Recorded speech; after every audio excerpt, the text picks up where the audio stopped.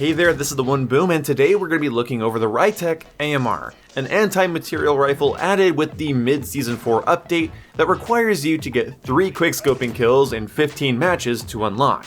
And in my opinion, it's totally worth it. This is a very fun gun. In fact, this was the type of gun I wanted added into Modern Warfare since the day Modern Warfare came out. We had 2 heavy bolt-action rifles of varying heaviness. We had a lighter weight semi-auto sniper rifle, a lightweight bolt-action marksman rifle, a lever-action marksman rifle, and then we have 2 semi-automatic marksman rifles, DMRs. We also have a crossbow for some reason, but we didn't have a Barrett equivalent. We didn't have something like the Lynx from Call of Duty Ghosts or the AS-50 from Modern Warfare 3. We didn't have a big, heavy semi-auto sniper rifle. And now we do. It's big, it's heavy, it's semi-auto, and it's a sniper rifle. And it is well worth your time. Now, even though I don't play Warzone, I did play a good amount of ground war with this weapon, and a lot of 6v6 multiplayer, so I'd have loadouts and tips for each type, but first let's just do a general overview of the weapon. The first thing you're going to want to know is that this thing's a bitch when you first unlock it. It sucks. You need attachments on this thing, let's just put it that way. I really recommend after you unlock it, take advantage of double weapon XP, your tokens, the weekends, whatever it might be, you need to get double weapon XP. This is the first gun in Modern Warfare that has made me want to pull my hair out because I didn't have it leveled up yet. Even the crossbow without any attachments I had more fun with than this. This thing is a heavy, clunky monster. It does not feel good until you cover it in all sorts of attachments and sort of tweak your playstyle around it. And that's a big thing about this gun. You're gonna have to play it to its strengths. That's a big thing in these weapon reviews. I talk about things that are optimal in my experience.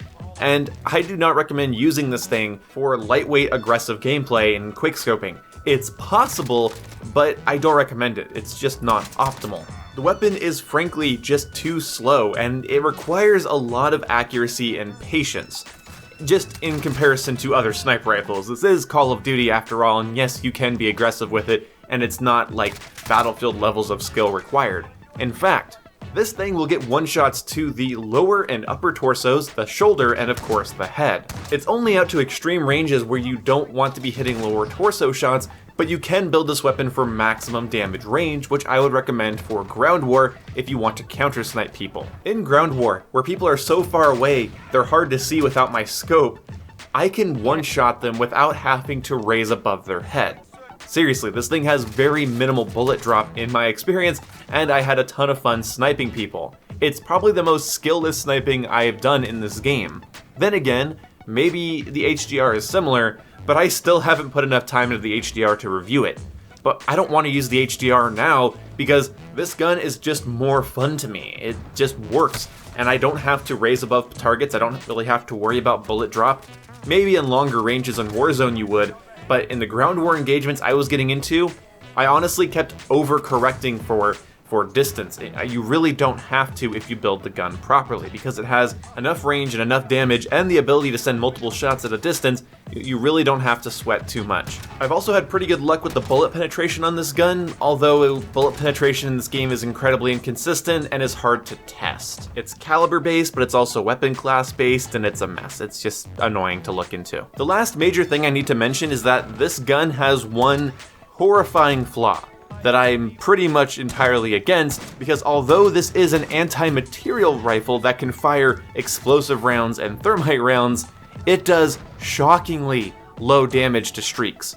Like, a tank would have to just ignore you, an LAV would have to just ignore you, a Harrier would have to not see, I called it a Harrier, that's Modern Warfare 2 as hell, a VTOL would have to just ignore you, and you'd have to have cold-blooded on because of the amount of shots you'll have to put into a streak.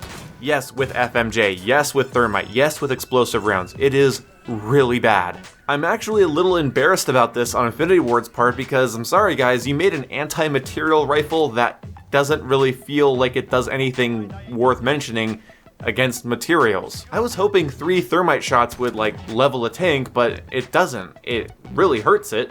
But you need more like 10 to 15 it seems like. It's not very efficient. Shooting down kill streaks as well, yeah, if it's injured and you have FMJ, you might be able to take it down, but you are so much better off using an LMG.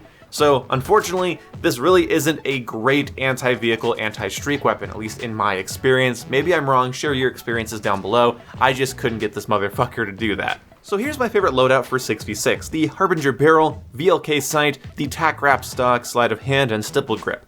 I find this to be very, very good. Sleight of Hand has a noticeable benefit when it comes to reload speed on this weapon.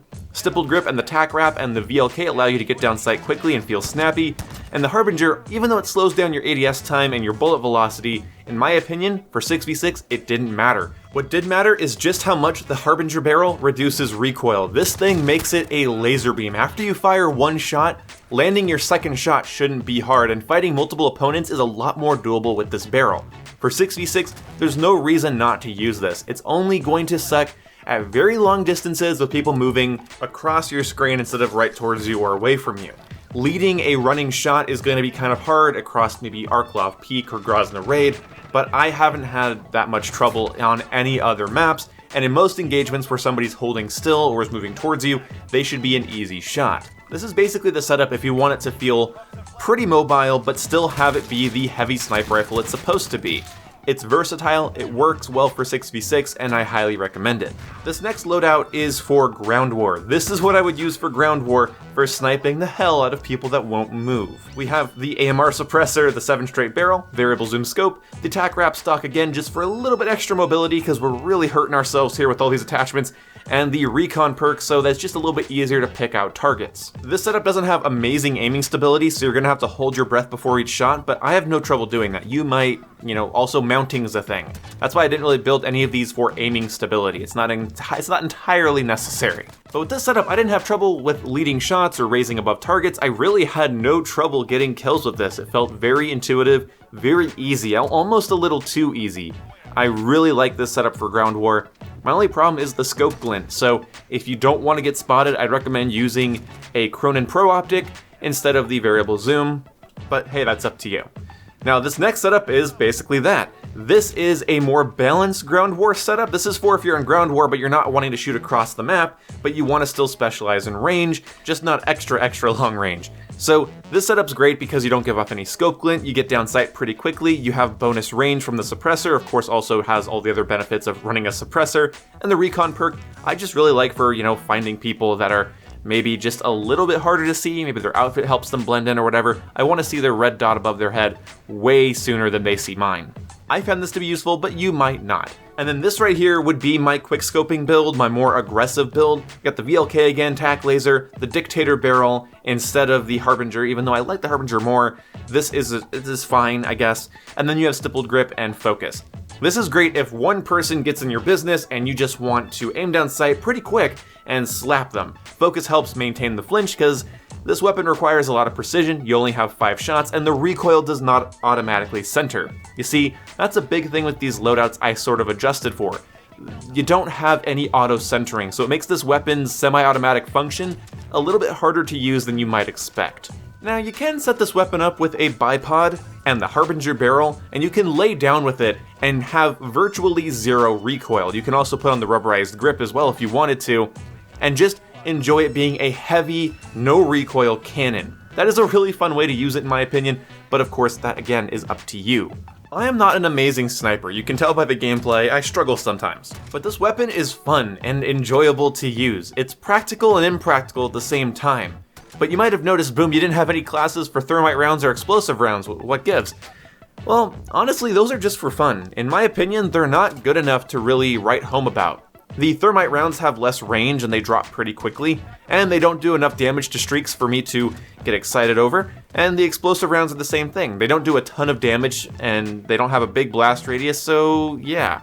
Also, there's a glitch right now where you don't gain weapon XP for using explosive rounds, so they're fun gimmicks and they are worth being on the gun because you can play with them and they're fun, but for the most part, take it or leave it. But with the right setup in ground war, this weapon is absolutely easy mode, and I recommend it to anybody that wants to have some fun sniping people.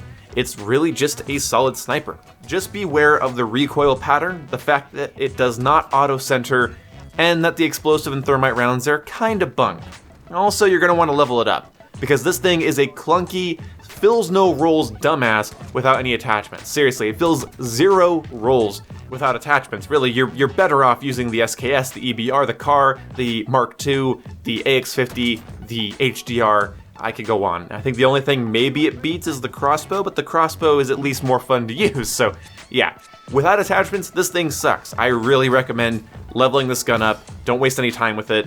Just go into Ground War, the double weapon XP token, and just start sniping people, because it is a grind to get this thing to where it should be. But now I kind of want to hear from you guys. What are your best classes with it? Did I get anything wrong in this video? This is my personal experience. You know, I'm not exclusive ace, I'm not drifter, you know. I just try to share my preferences, my experiences, my loadouts, personal things, you know. So let me know if you guys like it.